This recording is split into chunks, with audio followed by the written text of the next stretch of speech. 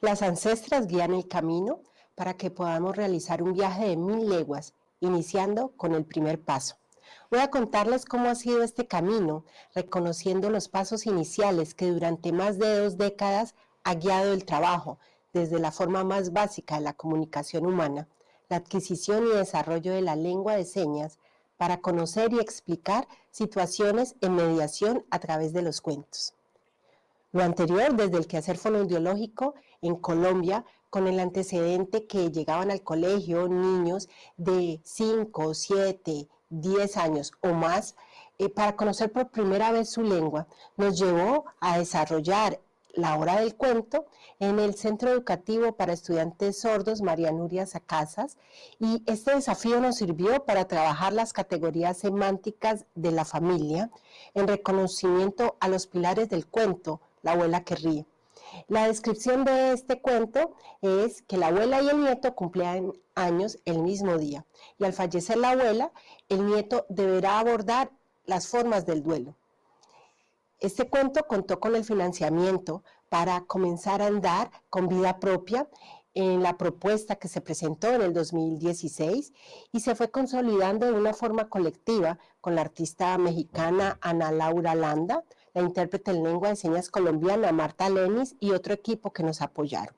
Si bien la lengua de señas no es universal y se requiere continuar y desarrollar con las situaciones que existen por los escasos materiales propios y situados para la primera infancia sorda, y desde el quehacer fonoaudiológico, en este momento viviendo en Chile, se comenzó la segunda etapa del cuento La abuela que ríe para la traducción de la lengua de señas colombiana a la lengua de señas chilena. En este material contó con el intérprete sordo Víctor Alcaíno y esta obra fue financiada por la Universidad de Antofagasta. Con los materiales amorosamente realizados y listos, ahora continúan el camino con la imperiosa necesidad de agilizar el paso para que les sean accesibles a todos y a todas.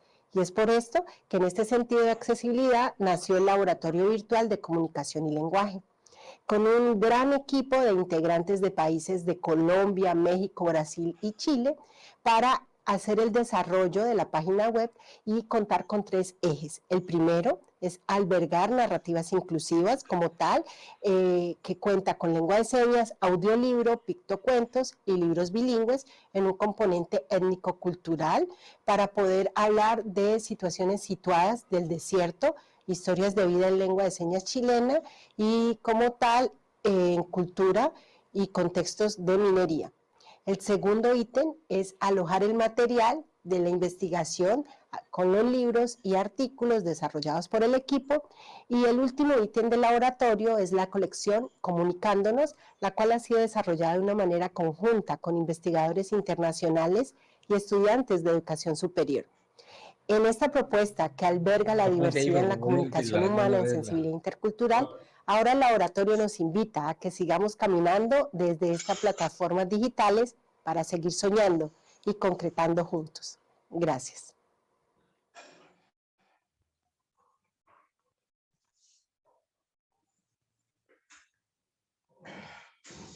Espérate un ratito.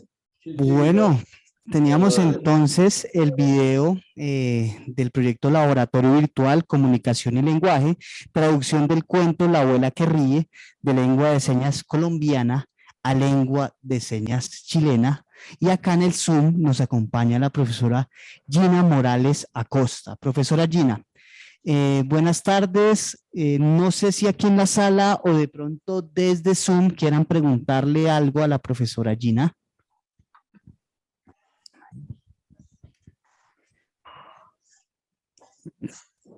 Creo que en el momento no hay preguntas. Profesora, no sé si quiera complementar el video o contarnos algo de la experiencia. Sí, quiero complementar el video, muchas Claro que sí. gracias. Sobre todo, bueno, iniciando, la lengua de señas no es universal, es propia de cada país.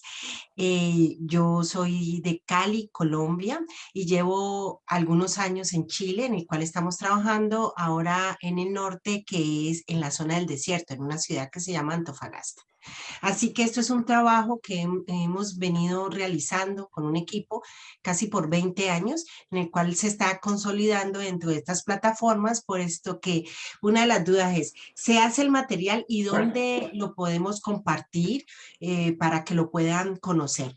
El laboratorio en sí tiene 3 ejes. Uno es de narrativas inclusivas, en el cual estamos haciendo narrativas en pictocuentos, en relatos, cuentos bilingües y en lengua de señas colombiana, de Brasil, de Colombia y Chile como tal.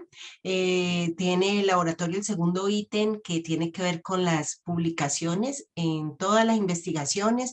Tenemos 2 textos en los cuales están de descarga gratuita, tenemos libros en el tema de diversidad sorda como tal y polifonías de la diversidad. Y el tercer eje tiene que ver con todo lo de la colección que se llama Comunicándonos, en el cual podemos realizar dentro de investigación en docencia el trabajo de manera conjunta con estudiantes, y aquí hemos hecho material con los colegas del equipo que pertenecen a otros países y vinculados a otras universidades.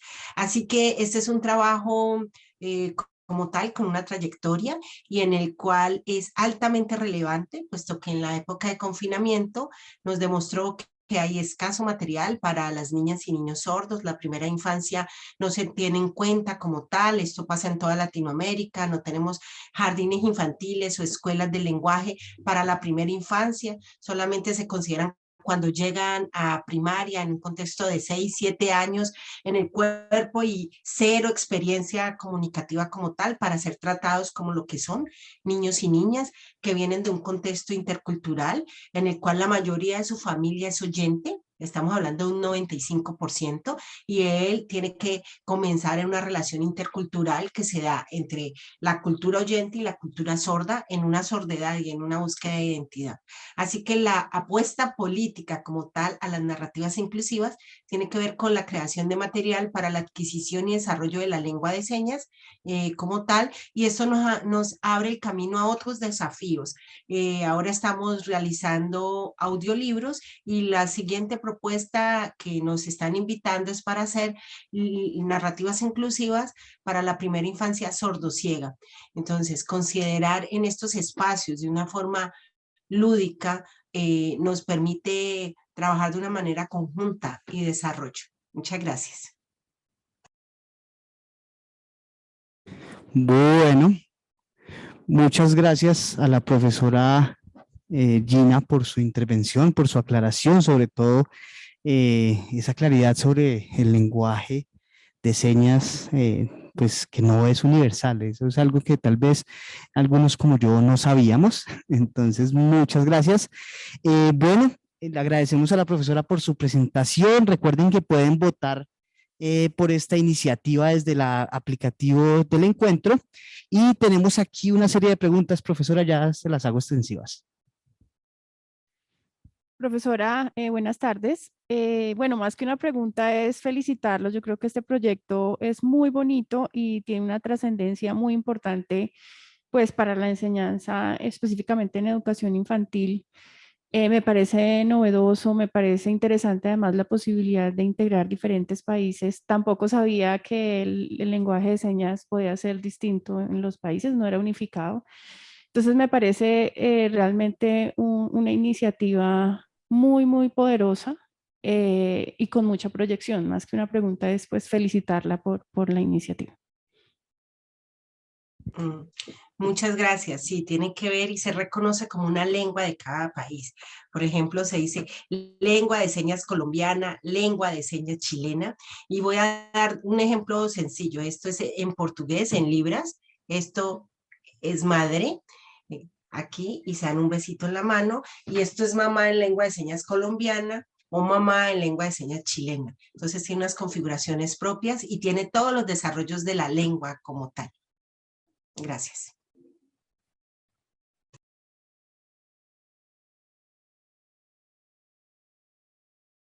La felicito por el proceso que está desarrollando. Casualmente también yo soy de Cali, pero estoy socializando una experiencia de Florida Valle.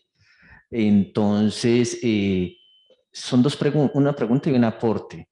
La pregunta es, bueno, como no manejo tampoco el lenguaje de señas, ¿Qué tanto porcentaje de los caracteres que hay en lengua de señas colombiana son similares con los de la lengua chilena?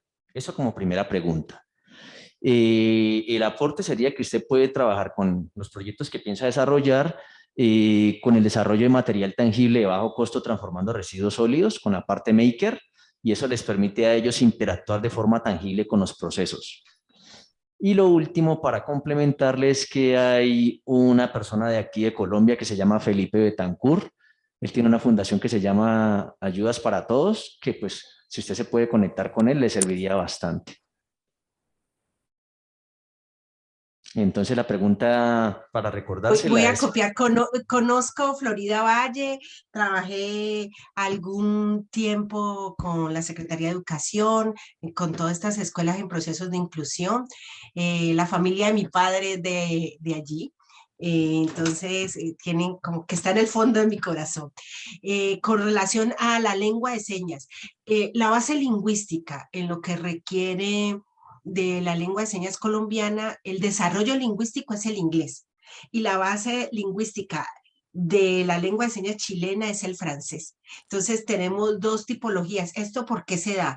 Porque cuando viajaban, digamos, en procesos religiosos, las monjas, las religiosas con procesos de internados, donde inicialmente comenzaron a estudiar las personas sordas, pues digamos que se consolidó y cada vez que comienza el desarrollo o los desafíos que tiene la lengua como tal, se desarrollan las señas. Voy a dar un ejemplo. Para la palabra Zoom, antes de todo este tiempo, antes de 2 años, pues se utilizaba algo así como de videoconferencia y ya está que está como estandarizada para uno hablar de Zoom. Con relación a aprender la lengua de señas chilena, ha sido otro idioma, otras formas, no tenemos similitud. La única característica es que la lengua de señas es visogestual, es decir, tiene un componente como tal del cuerpo y la configuración de las manos, y por eso nos lleva a los desafíos propios y situados en la región que estamos en el desierto, en el cual hay observatorios y que trabajan con la NASA, y es muy fuerte esto y la extracción de los minerales como tal y el litio. Entonces, estamos haciendo ahora las narrativas, nos reunimos con el equipo de astronomía para continuar haciendo como tal narrativas con componente científico, ¿sí? Y la otra apuesta son las narrativas étnicas, en el cual es la propuesta que estamos presentando, la traducción de lengua de señas.